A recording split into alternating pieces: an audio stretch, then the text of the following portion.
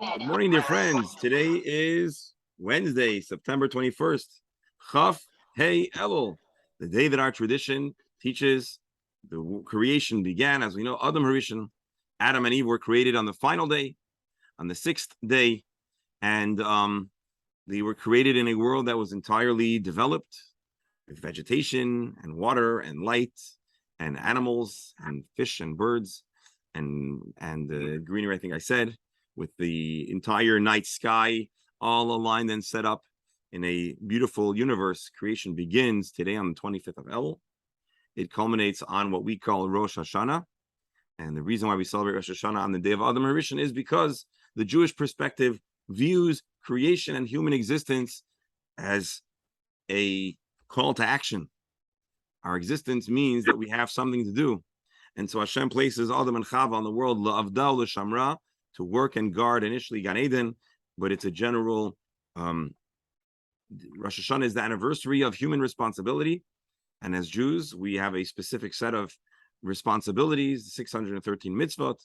And so that's why we celebrate creation of the world, the existence of the world, and we count it from the arrival of mankind, because understanding that both Hashem was kind and placed us into a complete world, but also that Hashem, the day that we count the beginning of the world, is a day that mankind is present and there.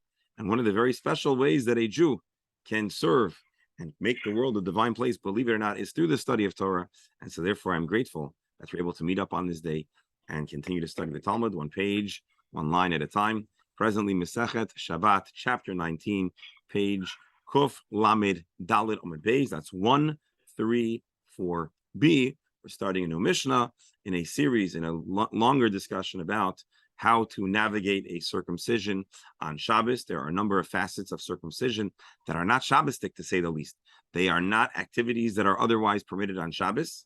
And we've compared and contrasted stages, steps, and malachas that may be permitted, items that are not permitted.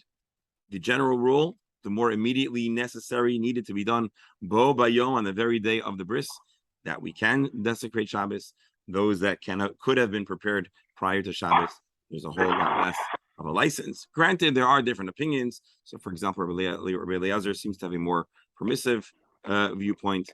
And of course, once we started talking about a bris on Shabbos, we had an opportunity to talk somewhat at length at other facets of bris, namely the stages and steps of bris milah, illnesses that may preclude, prevent, or partially, meaning after one or two events in the family, the third baby may be prevented from having a circumcision halachically. Yesterday, we took a look in the Shulchan Aruch, and we even got a chance to look at the philosophy of taking pay, and maybe that a mohel should provide for those that are unable to, even a bris pro bono, and the community leaders and elders and authority might even enforce that, as we saw among many other interesting topics that we've been exploring prior to hitting record. We had we revisited the question of why we wait for two babies in a family to pass from bris before avoiding and failing to give a third bris, which led to some interesting conversations. And if you're feeling FOMO because you're watching this recording, I'd like to invite you to join in person, and you will not miss all of these extra juicy conversations that precede the recording. But anyways, now let's jump straight into the Gemara. Again, Kuf Lamed Dalet Amud Beis, and we're dedicating today's learning for the well-being of the dear members of our Chabura.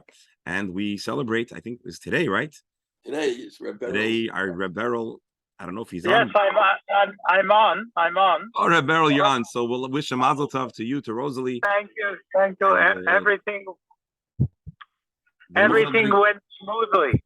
Thank God, Baruch Hashem. The mohel did a good job? Everything was fine. I watched him. Did you ask him how much he charges? No. No, I didn't, but he didn't look like he has that problem. Okay, Baruch Hashem. Baruch Hashem. Well, mazel tov, mazel tov. And we're grateful that you're joining us after and with all the excitement. And oh, what's the name? Cain Yerbu. Hold on. Chaim Simleim. Chaim. And is it Chaim Stern? Yes. All right, let's dedicate today's learning. In addition to all the members of our Chabura, let's dedicate it to the youngest member of our Chabura, Chaim Stern, our young, recently circumcised baby. and we should only have healthy, happy simchas to share for everybody on this chabura. Yeah, it's interesting. Reb David's grandson yesterday also is Chaim. No way. Yeah, Chaim Yaakov. Oh, beautiful name, and so shall it be for this baby and for all of Klai. So not just Chaim, but it should be a good Chaim, a long Chaim, and a nachas generating life. So Mazel Tov again, and please send our best to Rosalie if she's not hearing us. Wish our congratulations. No, she's not. Okay, Kane Yerbu. All right, beautiful, beautiful. Don't forget the bagel. The bagels are digested already. Okay, Started early enough. we're not going to ask about if you use Listerine. All right, Marchitzin es a katan. You can wash a baby on Shabbos. Bein lifnei hamila, bein lachar hamila, both prior and after the mila, the circumcision. Umizalfin olav biyad, and you can spritz. You can sprinkle warm water on the baby with your hands. Avaloi bekli, but don't use a vessel. Let's read Rashi umizalfin olav. Esachamin. I think, and the Gemara is going to discuss this. If you've ever seen a baby in a bath, so you might want to put some water on the head or whatever, so you use your hand to spritz or to cup, but you shouldn't use a cup. That's what we're saying. Rashi biyad, avaloi bekli, ubegemara parech ha'amris reisha marchitzin. The initial statement of the Gemara is you could wash. Which seems like you can use regular method. And so if you usually give your baby a bath with a cup or whatever else, you should be able to use it. And then later on the Mishnah gives limitations. And so the Gemara will probe and discuss how the first line and the second line interact accurately. Doctor? The English translation is one may wash the baby, which suggests that it's not a requirement at any point in time. So we're not necessarily saying that this has to be done. I just want to clarify that. Yeah, I mean, I think maybe. Well, first of all, if you read the Hebrew, the Hebrew doesn't explicitly say may. Qualified with a may.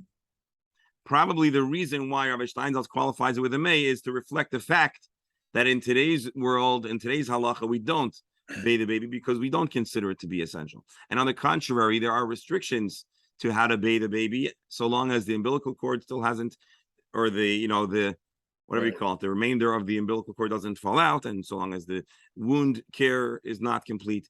And so it's possible that there are distinctions. And so probably Rabbi Steinsaltz is preparing us for that fact, even in his translation of the Mishnah. Actually, give me one more second. And while we are at it, let's do something that I probably shouldn't. But just no, okay, we're not going to do it. No, we're not going to do it. Let's stick with the commentary. Rabbi Elazar ben Azariah Omer.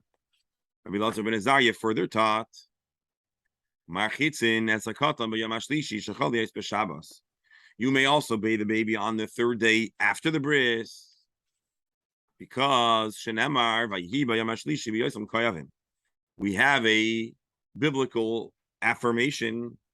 The Torah clarifies something that is known in the Jewish tradition, and maybe even in the medical tradition, but we'll hear from our medical professionals in a moment, that 3 days after a procedure may be a painful moment in the healing process of the bris. That was certainly the case for Abraham Avinu. There are theories, and actually Alan brought it up. Is Alan on?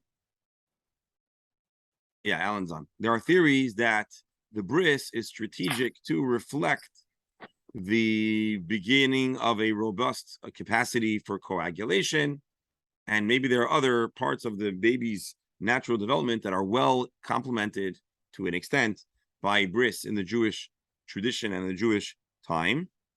So I don't know if the painful part is so. Of course, Avraham Avinu was not 8 days old; he was 99 years old. So that would be. But it seems like, and if anyone has anything that they could weigh in about 3 days following a procedure, maybe sometimes the process of healing itself can be painful, or at certain stages where the wounds begin to really heal. There is additional pain. If anyone here can weigh in based on medical experience or otherwise, certainly more than welcome. If not, we'll take the Gemara and the Torah's word for it, which is also a very, very good and solid source for this matter.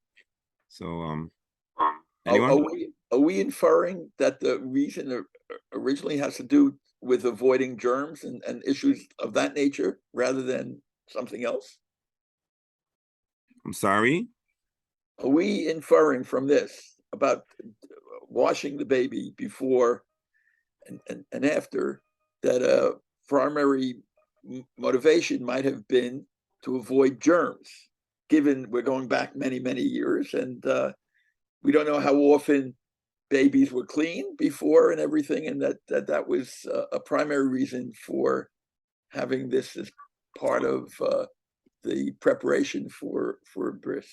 We haven't made that assertion explicitly. I think the accurate answer would be that in the time of the Mishnah and the Gemara, it was understood that a warm bath had a lot of therapeutic value. And so the baby, having undergone a traumatic procedure, may find chizuk and comfort and therapy by the bath. That was the understanding of the time. What the Mefarshim explain, and it's brought in the Shulchan Aruch, and we'll take a look in the Shulchan Aruch soon, is that and Doctor, it's not really in contradiction to what you said. It just doesn't say it in those words. Right. Is that in those days, it was understood to be an essential part of the therapy for the baby, and today, and the Mishnah Berurah says, based on different changes to the life conditions, which I think when the Mishnah Berurah says it, he probably means like the body, the human body, the composition of the body has changed. And maybe it means by environmental circumstances, and maybe the kind of nutrition that's available, and whatever other factors that may have some kind of change to the medic. But it may also reflect what you're saying, that maybe today, where there's more knowledge of avoiding infection, etc., maybe that might also influence why there's less of an urgency to bathe the baby. Here, for a moment, let's open another window of Sefaria here. We're just going to do this for a moment. I don't want to go too far down this rabbit hole, if you want to call it. By the way, I think the reference, Biotam Koavim, and with the 3 days, is with Anshe Shechem, with Shimon and Levi, that right. they consider them weak on the 3rd day. You're right. I said Avraham Avinu, but you are correct. That is about Shimon and Levi. We also have a similar thing about Avraham Avinu. Both places, the Malachim came to visit Abraham on the 3rd day, and of course Shimon and Levi did the same thing on the 3rd day. Yes, it's mentioned twice. There's a discussion in the Nosei Kalim on the Gemara if people were in a precarious sakana situation or there was a degree of pain. The simple reading of the Mishnah is about pain. I just want to show you this line. This is in the Shulchan Aruch. B'zman chach mehagemara im lo hayu roichatzim es avlad lifnei hamila u'la'achar hamila v'yom hashlishi lamila b'mayim chamin hayom mesukan. The time of the Gemara, to not wash a baby before, after, and on day 3 after the circumcision, it was considered dangerous. Therefore, the Gemara discusses the laws of doing a bath on Shabbos because it was considered absolutely essential. But nowadays, like babies don't get washed in this manner. And so now a baby has the same halacha as anybody else who you want to give a bath on Shabbos. So the Mishnah Berurah, and I don't think this is his original point, but he brings it up in a very appropriate and necessary way. So he says, Bizman ha Gemara, but ha'idna nowadays loy nahagu. Are you telling me that if it was pikuach nefesh today, we're not going to do it? So the Mishnah Berurah uses this interesting line: "Nishtanu hativim." The human nature has changed. Our bodies are different. We use this line in different places in halacha. Maybe the human capacity to fast and other aspects of the human condition have changed. And so, although then it was necessary, today it is not. So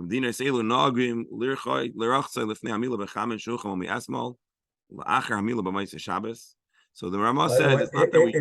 If they prepare warm water before Shabbos How to does it wash the stay baby warm? on Shabbos, it's not warm anymore. What if it's in a thermos? What if it's in a very well They insulated? didn't have thermoses then. I don't think so. And I think besides that, the issue of washing, that people have changed. I think during the Middle Ages and before that, washing the body was not that prevalent, especially in the European countries where it was cold. Washing was not that prevalent. So I don't see that explanation that much. All right. Well, the Gemara asserts it, and the Shulchan Aruch asserts it. But it's possible that No, again. the Gemara, I understand the Gemara. Hold on, a doctor. When was the Gemara written? It was previous to that. It was in the Roman era. I'm talking about the Shulchan Aruch. I'm not. Oh, yeah, Gemara I accept. It's the Shulchan Aruch explanation that I don't necessarily accept. Ah, you're saying. Well, so let's clarify what's going on, because I want to understand what you're saying. I don't accept the reasoning that the Shulchan Aruch gives. In the time of the Gemara and the Mishnah, people took baths with relative frequency, especially in a hot environment. There was So in let's say the Mishnah is written. There's Jews in the Upper Galilee, let's say, but under Roman influence, it seems like bathing was common, and certainly if they understood that a baby needed a bath and it was essential, they do it. You're saying the time of the Shulchan Aruch, which is in the 1600s, presumably there wasn't a lot of bathing, except who wrote these texts and where were they written? They were written in Svas by Jews from Spain. So it's possible that in Spain they were more prone to bathing than, let's say, in Europe, Germany, in Poland. And so then, but then you have the Rama in Krakow, in an urban setting, at the beginning of a more modern and enlightened time. And let's see. So I don't know. All I'm saying is I don't know, but it's an interesting thing to consider if part of society's attitude towards bathing is what influences conversation too. I hear you. Let's see the Rama. The Rama doesn't go back to the halacha of the Mishnah, but he's not as flippant in disregarding bathing than the Shulchan Aruch, the Beis Yosef. Nowadays, our minhag is to bathe a baby before circumcision. Well, if it's Shabbos, it's going to have to be water that was heated up yesterday.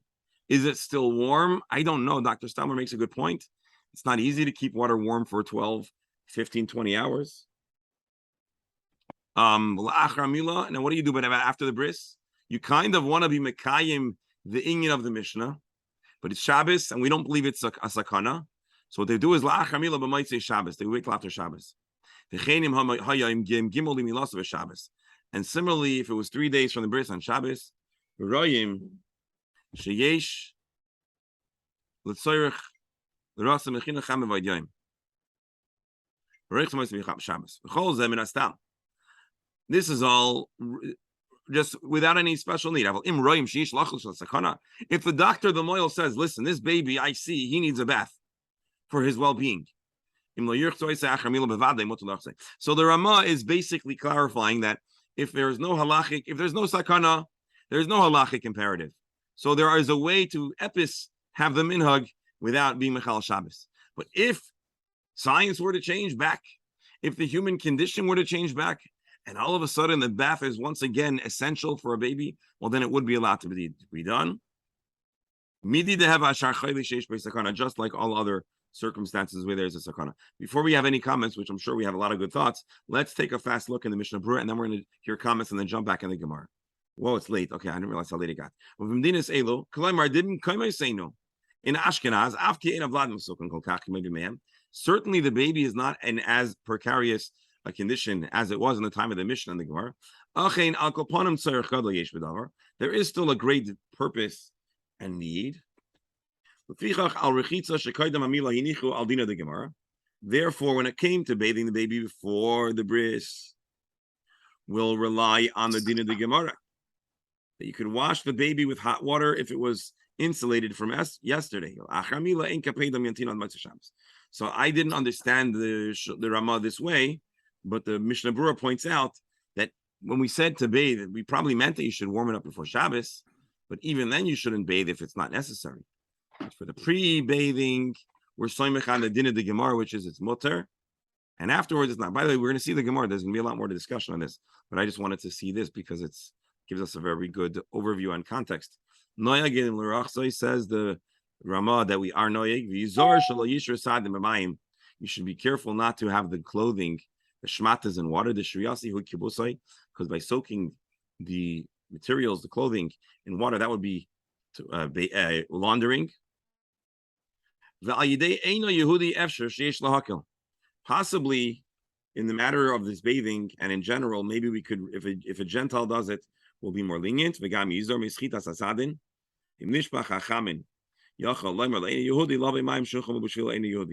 If the water spilled out and now we don't have any water, you can ask your Gentile neighbor if he has a chinik, and if you can use it. You shouldn't tell a Gentile to put up a new pot of water. A baby who was, I think we saw this the other day, a baby who was unwell and healed. He says, a baby that was previously sick and now he's better, don't do his delayed bris on Thursday. Because you already know that on day 3 you might have to give a bath, and you're basically setting up for a problem. And we saw this yesterday. So we actually saw this yesterday in passing. There's a discussion in the Noisa Kalim, in the commentaries, and the halachists who followed the text of the Shulchan Aruch, if you should or shouldn't push off a delayed bris to avoid it being on Thursday. There are big poskim who say that you shouldn't do it on Thursday, but the Shach and the Magen Avram, who are heavyweights on the text of the Shulchan Aruch, they paskin that you don't need to push off from Thursday. So we don't want to delay a mitzvah beyond necessary. Otherwise, you're equating a milah with going on a cruise. That you shouldn't go leave on a cruise on a Thursday. Or actually, well, it's a similar idea. You don't want to set yourself up to. Yeah. So yeah, it's a similar idea. So interesting. So again, but here the Gemara says that you're allowed to wash the baby also on the 3rd day, because we understand that a baby's sick, and we have actually a pasuk that proves the point. Suffik vandroiginos, what do you do if the person is a suffix? What does a suffix mean? Don't get excited yet. Rashi, you're going suffik ben ches chadashim. Maybe the baby is not fully viable, as the professor pointed out, and therefore we don't give the baby a bris until he reaches 9 months, until he's viable, and we aren't doing Shabbos. Or maybe he's referring to if the baby is born in Ben Hashmoshes in twilight, and so we don't know there's a true halachic question if he is 8 days or 9 days. And actually, I was born in Ben Hashmoshes, and my parents didn't have to ask the shaila because I also was jaundiced, so my bris was anyways pushed off. But had that not been the case, they may have had a shaila, or the psak would have been to wait till Sunday, because it's a suffix. I believe that was the suffix, unless maybe it was Friday Shabbos. I don't recall. I don't have much memories. I blocked it all out since those traumatic events. Okay, with suffix, if there's a suffix, if there halachically warrants a bris on that day, the androgynous, and a baby who has male and female parts, physiology, genitals, ein mechal and all this Shabbos. So then, being that there is a suffix, we don't mechal Shabbos for the bris. Rather, it's done on Sunday. So the androgynous gets a bris, but you wait till Sunday because there's a suffix involved. Rabbi Huda matir b'androgynous. Rabbi Huda says no, you can actually do a bris on Shabbos for an androgynous. This Rabbi Mikroi, the Gemara is going to explain that there are sukkim that indicate that you should do it on Shabbos. So these are, of course, the androgynous, of course, is a tragic situation. Shalom Aidan Halacha considers it. I wonder if it was more prevalent in the time of the Gemara, or in the Mishnah, or the Mishnah, the Gemara is giving us information even about very rare circumstances. So let me ask you a question. Halachically, an androgynous, how do you consider an androgynous if they have dual parts, a male or female halachically, or is it up to the parents, or is it up? How do we decide which it is?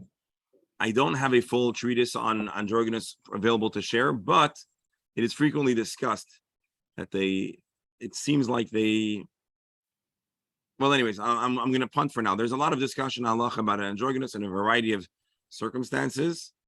And I think there also may be different kinds of androgynous, maybe some that ultimately develop to have functioning male or functioning female.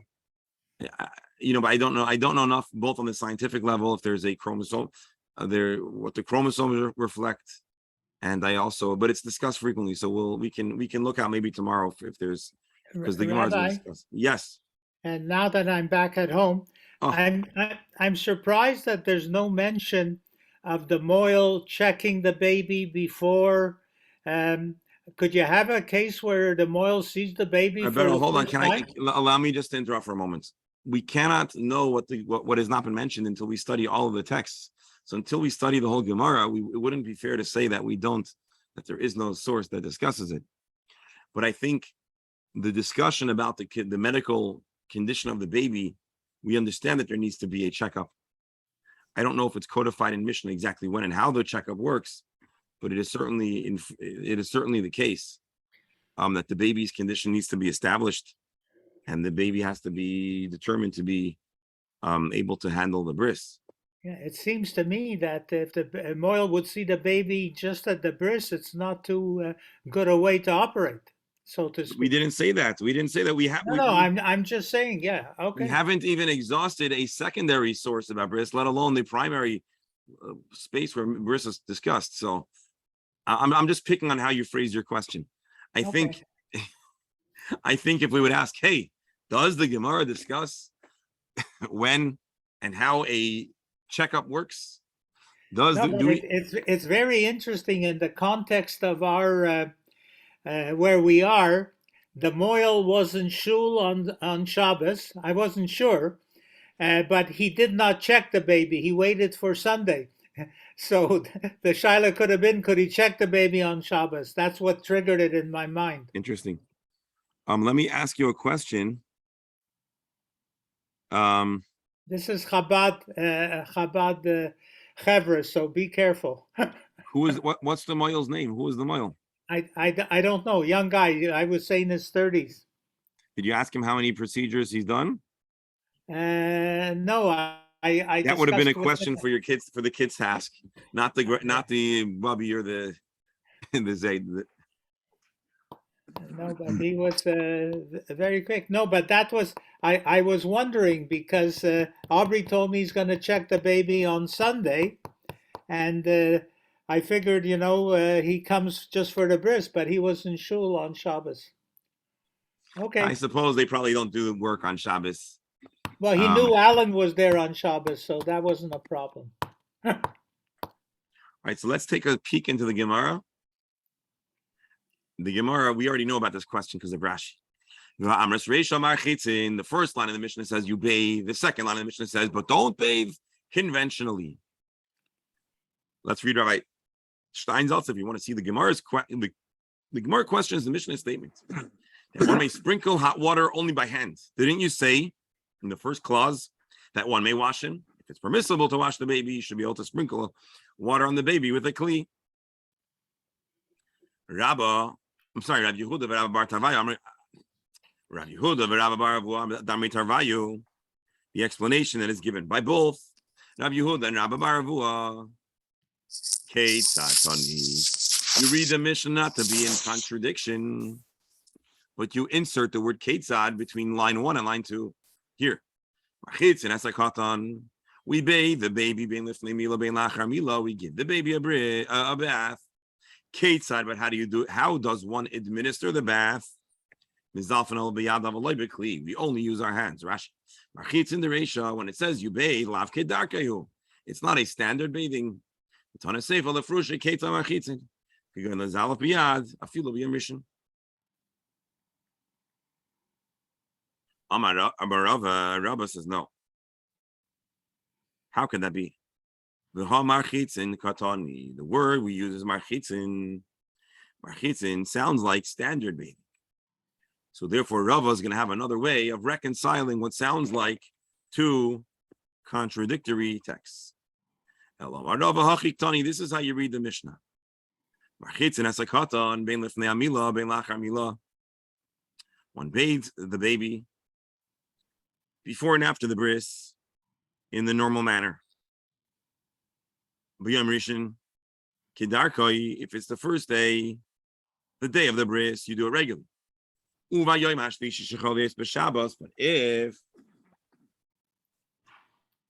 if the bris was not on Shabbos, the bris was on Thursday, and so the third day is Shabbos, and we bathe the baby on the third day, we spritz with the hand of a lebekli. Rabbi Elazar ben Azariah says, no, you actually even give a regular bath to the baby if it's day 3. So Rava adds in a few additional words, which actually makes the Mishnah sound very consistent. So again, machitzin, on the day of the bris, you do it like regular. But the other bath that we know about, which is a little less urgent, but also important there, we do it biyad and not bikli. And now we understand where Rabbi Elazar ben Azariah comes to disagree and to argue. This is how Rava explains the Gemara. Now, before we continue, I was remiss. I failed to mark an important milestone for our Chabura. I didn't know about it, but I should have known about it. And so I want to take the moment now to wish a slightly belated happy anniversary to our dear Dr. and Mrs. Pasternak. I know you had your anniversary this week, and we failed to note it in a timely way. I want to take this moment to wish you a happy anniversary and many more healthy, happy years together.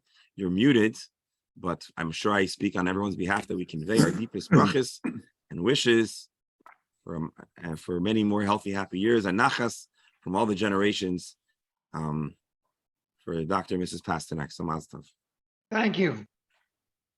Rabbi, if the parents of the child recognized or respected the Shabbos, they wouldn't wash the baby on Saturday. They'd wash him on Friday just prior to Shabbos. What if you knew that the halacha not only permits, but actually mandated bathing the baby because the baby needs a bath in order to survive the ordeal?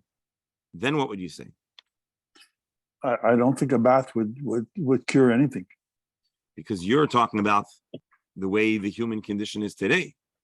But the Shulchan Aruch told us that in the time of the Gemara, it was absolutely essential. If they did not wash the newborn before and after the circumcision, it was dangerous.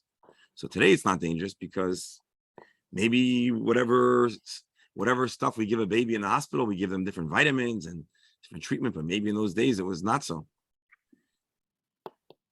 Well, if the baby was circumcised on the Saturday, I can understand it. But if the baby was circumcised, okay. But if the baby was circumcised, let's say on the Wednesday, yeah, well then you don't get to bathe the baby on Shabbos. There's no, you can do it before. Yep. Okay. That's so so in other words, that was a long way of me saying you are correct. Today, do not bathe the baby. At least certainly according to the Beis Yosef. But if we had a time machine and we were to go back to the time of the Gemara, the Mishnah, and we'll see them bathing, we don't have to stop them. Don't scream. Just observe that, in general, when you time travel, you want to interact as little as possible because we could change the course of history. Imagine if you go back in time and they're doing a bath and you say, it's not dangerous. And all of a sudden the Gemara is going to say, the time traveler says it's not dangerous.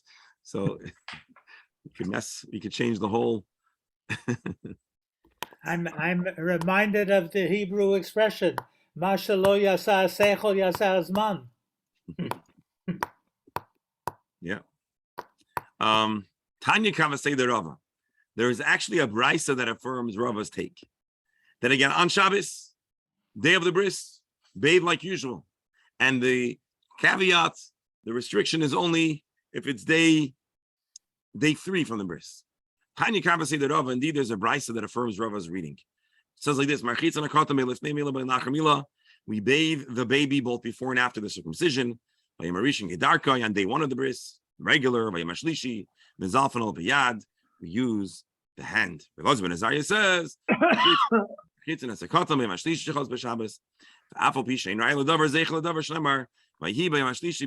so this is a same Mishnah, but a different version, a longer version. And it affirms Rava's translation. My dear friends, I think we're going to pause over here. So I want to wish also a mazel tov to our dear Eli. Eli had his birthday yesterday. So wish him a mazel tov. With Hashem's help, today's Wednesday. Tomorrow we'll learn. Tomorrow I'm going to determine in real time if we're going to do Friday. Because my voice, if you hear, hasn't recovered from Shabbos. And I needed to work nominally on Rosh Hashanah.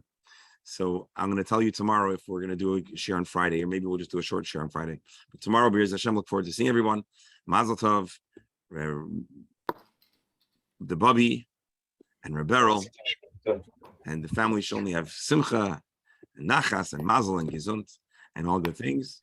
And once again, a Mazel Tov to Dr. And Mrs. Pasternak on your recent anniversary.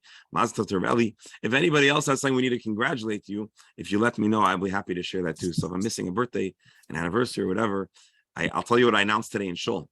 I announced in Shul to please, if you want to reserve a seat, to reserve it by today, because that's the deadline. And I said, for the purposes of seats, I do not have prophecy. I may have prophecy in other regards, but for the purpose of knowing if a person wants a seat, I don't have prophecy. So similarly, my prophecy is a little shvach when it comes to birthdays and anniversaries and stuff for this Gemara shir. So I'm always happy if you let me know. My birthday comes out some Gedalia. It's hard to sponsor a Kiddush. I'll tell you what they'll tell you in That was my bris. I had a bris that day when I was 8 days old. But right, I had one year when it was postponed, and they said no problem because of Shabbos. But they always let you sponsor the break fast, I'm sure. All right, have a wonderful day. Only Simchas. Shikar.